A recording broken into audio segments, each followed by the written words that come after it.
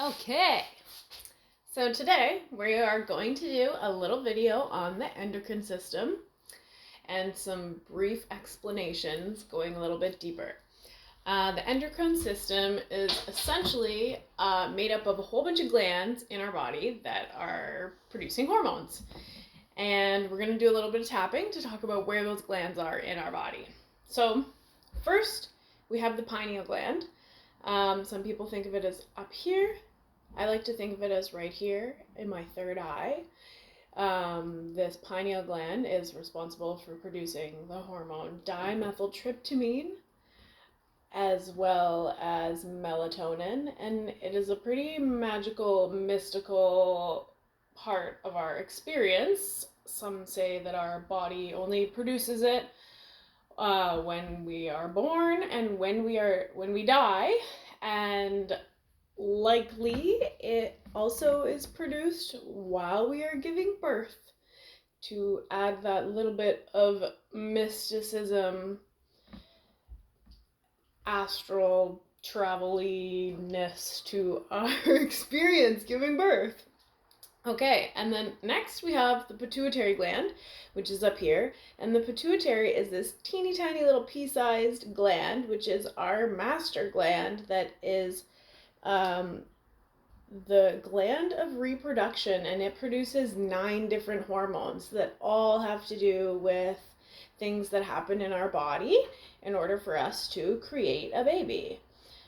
First, we have the anterior lobe, which is a growth hormone that's going to send growth to all of the following hormones to make sure that everything is doing the thing, preparing us for growing a baby or making the growth happen. And we can also refer to her as Big Mama.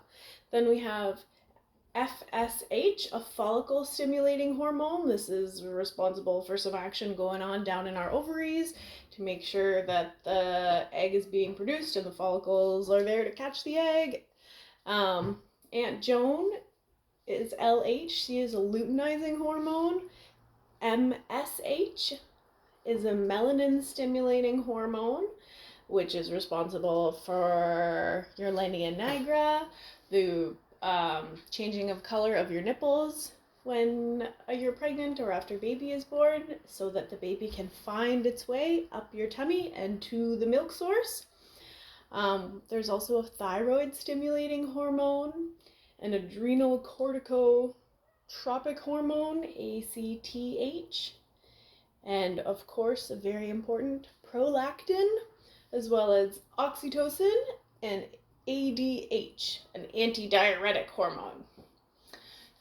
Up next, we have our thyroid, which is our biggest gland in our body and is also responsible for our metabolism and produces thyroxine. Next, we have our thymus. It's all about immunocompetency. And then we have our heart, which we all know what the heart does. It's like pumping all the blood, sending messages to every part of the body constantly, seeing how everybody's doing and if it needs anything. And then we have our mammary glands. Okay, can I grab you some food in a minute? Tap away or towards your heart. I think you're supposed to. Good. Feels good to tap these glands. Next, we have our pancreas, which is responsible for producing insulin.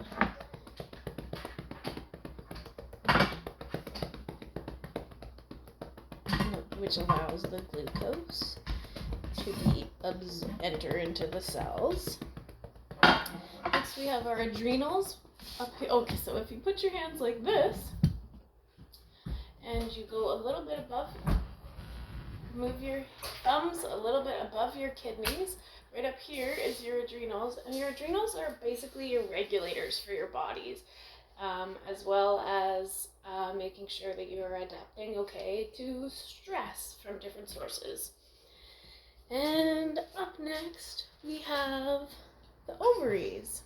So if we put our hands on our belly button, put our thumbs on our belly button, and then make a heart, And spread out your pinky fingers. Spread out your hands. You will find your ovaries right underneath your pinky fingers. And just give them a good tap. Give them some love. Make sure everybody's firing on the same page. And that is a loose overview of our endocrine system and our very important glands and the hormones that they produce.